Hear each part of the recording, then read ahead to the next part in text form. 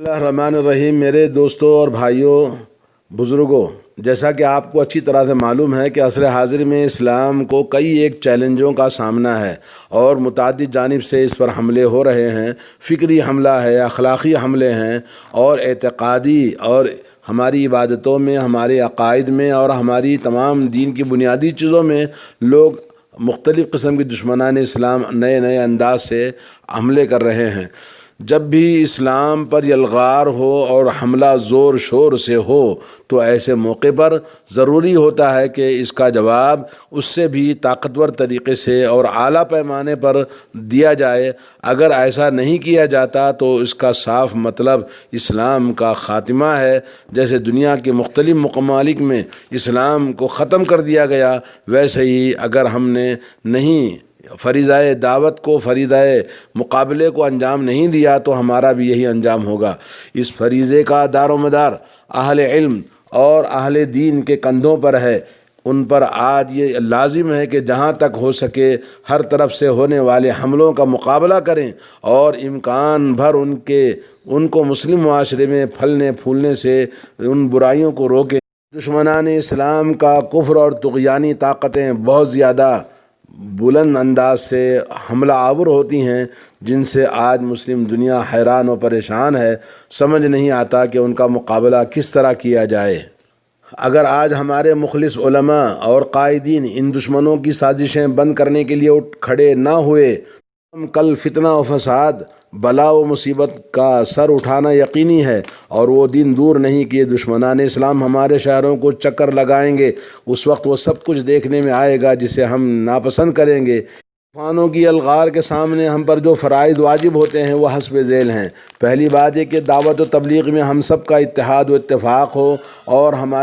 Number 2 یہ کہ ہماری جد و جہد میں اتحاد و اتفاق پایا جائے، اور نمبر 3 یہ کہ دشمنوں کو دخل اندازی کرنے کا موقع نہ دیا جائے۔ ہمیں اس حقیقت کا اظہار کرنے میں کوئی تردد نہیں ہے کہ ان فرائض پر ہم نے عمل نہیں کیا ہے۔ ہم میں سے ہر ایک اپنی جگہ پر اکیلا ہے۔ ایک ہی مقصد کے لیے 2 آدمیوں کا اتحاد شاذ و نادر نظر آئے گا۔ دوسرے الفاظ میں یہ بھی کہہ سکتے ہیں کہ ایک راستے پر 2 آدمیوں کا چلنا شاید ہی نظر آئے، چاہے دونوں کی منزل مقصود ایک ہی ہو۔ آج ایک پلیٹ فارم پر جمع ہو کر سنجیدگی کے ساتھ میں مشکلات اور مسائل کا مطالعہ کریں اور اچھی طرح اس کی تحقیق و چھان بین کریں، اس لیے کہ یہ مسائل و مشکلات بہت ہی خطرناک ہیں۔ خاص طور پر ذرائع ابلاغ، عام ثقافت، نصاب تعلیم اور منہج تعلیم جیسے بنیادی مسائل، جن کی وجہ سے عام لوگ اپنے دین کے اصول و فروع سے انحراف اور دوری کا شکار ہوتے جا رہے ہیں، اور حکومت ہر طرف سے مسلمانوں کو دین سے بے دخل کرنے اور بے بنیاد چیزیں ڈال کر ان کو اسلام سے ہٹانے کے لیے ہر طرح کی کوششیں کی جا رہی ہیں۔ آج ہمارے سامنے یہ بھی افسوسناک حقیقت ہے کہ ہمارے طلباء اور اہل علم اپنے فرائض اور واجبات سے منہ موڑ کر دنیا کے پیچھے پڑے ہوئے ہیں، اور انہوں نے اپنے آپ کو حصول دنیا کی کوششوں میں کھپا رکھا ہے۔ یہ وہ چیز ہے جس نے ایک طرف ان کی دعوت کی تاثیر کو ختم کر دیا ہے تو دوسری طرف عوام میں ان کی مقبولیت اور اثر و رسوخ کو مٹا دیا ہے۔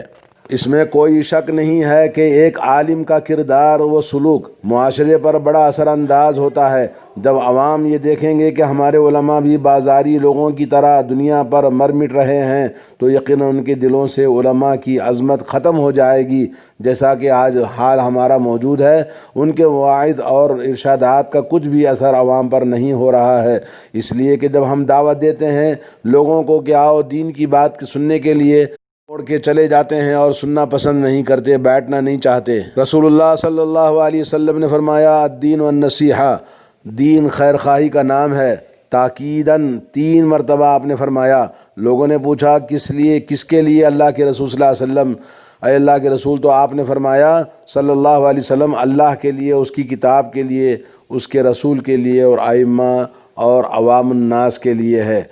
ناس کے متعلق یہ بھی کہنا ہے، سوچنا ہے، غور کرنا ہے کہ ان کے اکثر مسجدوں کے امام جاہل اور ان پڑھ ہیں، وعظ و نصیحت اور لوگوں سے ملنے جلنے سے بے پرواہ ہیں۔ کچھ دنوں پہلے یعنی مسلمانوں پر دنیاوی دروازے کھلنے سے پہلے مسجد کے امام بعض دینی کتابیں پڑھ کر نمازیوں کو سناتے اور فائدہ پہنچاتے تھے، لیکن آج اکثر مسجدوں میں کچھ نہیں پڑھا جاتا ہے اور نہ ہی امام صاحب لوگوں کی رہنمائی کرتے ہیں۔ یہی وجہ ہے کہ آج کے عوام دینی مسائل اور احکام سے نابلد ہیں۔ یہ سب اہل علم کی ذمہ داری ہے اور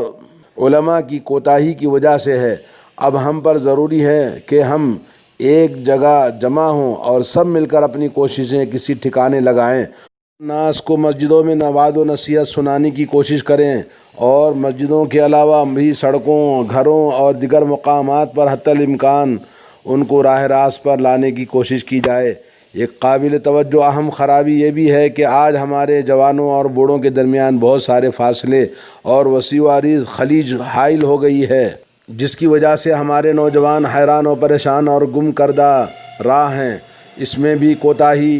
معمر حضرات کی ہے جو عام طور پر نوجوانوں پر توجہ نہیں دیتے اور نہ ہی نوجوانوں کی کوئی بات سنجیدگی سے سنتے ہیں، چاہے وہ کتنے ہی صحیح بات کہیں۔ ضروری ہے کہ ہم ان نوجوانوں کے ساتھ ہوں اور ان کے دین سے دلچسپی کے اسباب معلوم کریں۔ جب ہمیں مرض کا علم ہو جائے گا تو اس کا ازالہ کرنا بھی ہمارے لیے آسان ہو جاتا ہے، لیکن ہمارے موجودہ روش یہ ہے کہ جب ہم بعض نوجوانوں کے متعلق بعض ناخوشگوار ناپسندیدہ اطوار و عادات کی خبر سنتے ہیں تو ہم تمام نوجوانوں سے بدگمان ہو جاتے ہیں اور توجہ نہیں دیتے، بلکہ ان سے گریز کرتے ہیں اور ان کو ہر جگہ پر برا بھلا کہتے ہیں اور ان کے معاملات میں کوئی دلچسپی نہیں لیتے بلکہ حقارت کی نگاہ سے دیکھتے ہیں۔ یہی روش رہنے کی وجہ سے جس نے نوجوانوں کو بوڑھوں اور اہل علم اور اہل دین سے دور کر دیا ہے تاکہ شیاطین جدھر چاہیں انہیں بہکا کر لے جائیں۔ آج وہی معاملہ ہم دیکھنے کو آ رہا ہے۔ یا ایھا الذین آمنوا لا تتبعوا خطوات الشیطان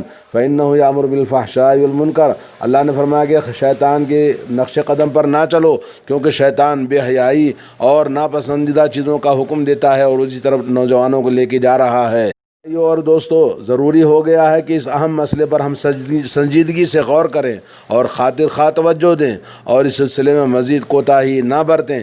نوجوانوں میں بڑھتی ہوئی برائیاں ان کو روکنے کے لیے اسلامی ثقافت سے مزین کرنے کے لیے بھرپور کوششیں جاری رکھیں اور رسول اللہ صلی اللہ علیہ وسلم کی لائی ہوئی تعلیمات کی ترغیب دلائیں اور دین کی حقیقت سے واقف کرائیں اور احکام شریعت کے ساتھ ساتھ شریعت کے اسرار و رموز اور حکمتوں کو بھی بھلے کھلے طور پر بیان کریں، اس لیے کہ ہمارے خیال میں جدید تعلیم خصوصاً اعلیٰ تعلیم میں اچھا ہے کہ ایک مومن اللہ اور اس کے رسول صلی اللہ علیہ وسلم کے احکامات کا پابند ہوتا ہے، چاہے اس کی حکمت و فائدے کا علم ہو یا نہ ہو، جیسا کہ اللہ تعالیٰ نے فرمایا وَمَا كَانَ لِمُؤْمِنٍ وَلَا مُؤْمِنَةٍ إِذَا قَضَى اللَّهُ وَرَسُولُهُ أَمْرًا أَن يَكُونَ لَهُمُ الْخِيَرَةُ مِنْ أَمْرِهِمْ۔ سورہ احزاب آیت نمبر 36۔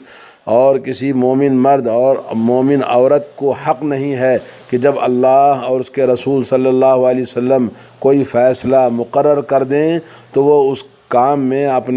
اپنا بھی کچھ اختیار سمجھیں، یعنی ان کا کوئی اختیار نہیں ہے، سمجھ میں آئے یا نہ آئے، لیکن مومن پابند شریعت ہوتا ہے، پابند اللہ اور اس کے رسول کے احکام کا ہوتا ہے۔ تو ہمیں چاہیے کہ ہم یہ فکر نوجوانوں میں پیدا کریں، لیکن جب انہیں حکمت و مصلحت کا علم ہوگا تو مزید اطمینان حاصل ہوگا اور شریعت میں عمل کرنے کے لیے وہ تیار ہو جائیں گے۔ شریعت کی طرف توجہ اور اس کے نفاذ کا جذبہ ہمارا کام ہے کہ ان کے اندر اضافہ کریں۔ میں اپنے علماء اور ساتھیوں سے کہوں گا کہ اس بات پر آمادہ کر رہا ہوں کہ طلباء کے سامنے اور جو بھی دین کے حلقوں میں شریک ہوتے ہیں ان کو تازہ اور جاندار طریقے سے بنا کر پیش کریں تاکہ جس سے دلوں کی حرکت، نفس کو پاکیزگی، سینے کو کشادگی نصیب ہو اور دل و دماغ خود بخود اس کی طرف مائل ہوں اور دل سکون و اطمینان کے ساتھ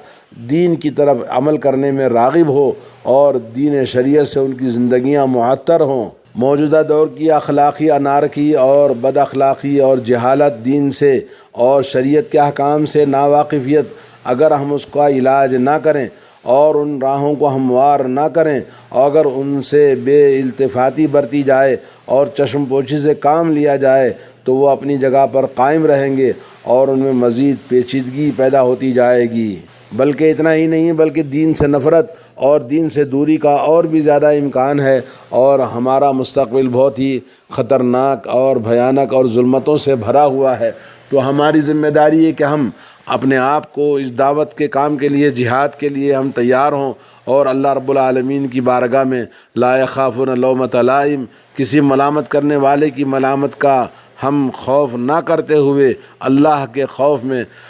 یستخفون من الناس ولا یستخفون من اللہ، لوگوں سے ڈرتے ہیں، اللہ تعالیٰ سے نہیں ڈرتے، جیسا کہ ہمیں اللہ تبارک و تعالیٰ سے ڈرنا چاہیے۔ اور اللہ کے خوف کا فریضہ یہ ہے کہ ہم دعوت اللہ کا کام اخلاص کے ساتھ کریں، عقیدہ توحید کی نشر و اشاعت کریں، اور نبی علیہ الصلوۃ والسلام کی سنتوں کو عملی طور پر اور لسانی طور پر اور ہر طرح سے قولاً فعلاً لوگوں میں نشر و اشاعت کریں، اور صدق مقال اور اخلاص عمل کا نمونہ اپنی زندگیوں سے پیش کریں، اور حسن اخلاق سے دعوت کا کام کریں، تو انشاءاللہ العزیز معاشرے کی اصلاح ہو سکتی ہے۔ معاشرے کی اصلاح آسمان سے آ کر کوئی آدمی سب کی اصلاح نہیں کرے گا، بلکہ اصلاح فرداً فرداً کرنی پڑے گی، اور ایک سے دو سے تین اس طرح سے، جیسا کہ نبی کریم صلی اللہ علیہ وسلم نے مکے کی دعوت کی ابتدا انفرادی طور پر آپ نے دعوت کا کام کیا، پھر ایک اجتماعیت ان کے اندر پیدا ہوئی، تو اسی طرح سے ہمیں بھی چاہیے کہ ہم دعوت توحید کے لیے فرداً فرداً دعوت کا کام اپنے اپنے تعلقات میں، اپنے اپنے معاشرے میں، اپنے اپنے جہاں بھی ہم اپنا ریلیشن یا تعلق رکھتے ہیں ان سے ہم بات کریں اور دعوت دیں، تو انشاءاللہ اس کا بہت بڑا فائدہ ہوگا۔ اللہ تعالیٰ سے دعا ہے کہ اللہ تبارک و تعالیٰ ہم تمام کو توفیق عطا فرمائے، اور اللہ رب العالمین ہمارے اندر واللہ یعصمک من الناس، اللہ رب العالمین آپ کی حفاظت کرنے والا ہے۔ جو شخص اللہ کے دین کے لیے کام کرتا ہے، والذین جاہدوا فینا لنہدینہم سبلنا وان اللہ لمع المحسنین، جو لوگ اللہ الہی میں اپنے آپ کو کوششیں اور محنتیں اور دعوت کا کام کرتے ہیں، اللہ تعالیٰ ان کے ساتھ میں ہوتا ہے، ان کے راستے کھول دیتا ہے، اور ان کی کامیابی اور نصرت کا وعدہ کیا ہوا ہے، اور بے شک اللہ نیکوکاروں کے ساتھ میں ہے، انہیں کوئی نقصان نہیں ہوگا۔ اس قوم پر عذاب نہیں آتا جس قوم کے اندر دعوت اللہ کا کام، توحید کی دعوت کا کام کرتے رہیں، اور اللہ کے تعالیٰ نے فرمایا وما کان اللہ لیعذبہم وانت فیہم، جب تک میرا پیغمبر ان کے درمیان موجود ہے اللہ کا عذاب نہیں آئے گا، یعنی اللہ کے نبی صلی اللہ علیہ وسلم توحید کی دعوت دینے والے جب تک کام کرتے رہیں گے اللہ کا عذاب نہیں آتا۔ وما کان اللہ معذبہم وہم یستغفرون، اور اللہ کا عذاب اس قوم پر نہیں آتا جس قوم کے اندر توحید کے ساتھ اللہ تعالیٰ کی بارگاہ میں توبہ استغفار کرنے والے موجود ہیں۔ تو ہمیں چاہیے کہ ہم کھڑے ہوں اور اللہ تعالیٰ کے دین کے لیے کچھ نہ کچھ ہم کریں۔ اللہ تعالیٰ سے دعا ہے کہ اللہ تبارک و تعالیٰ ہم تمام کو توفیق عطا فرمائے، امر بالمعروف نہی عن المنکر اور دعوت اللہ اخلاص کے ساتھ، توحید خالص اور لوگوں کو ایمان اور عقیدے کی دعوت اخلاص کے ساتھ ہم نشر و اشاعت کریں۔ اللہ تعالیٰ ہم سب کو توفیق عطا فرمائے۔ وصلی اللہ علی نبینا محمد وعلی آلہ وصحبہ اجمعین۔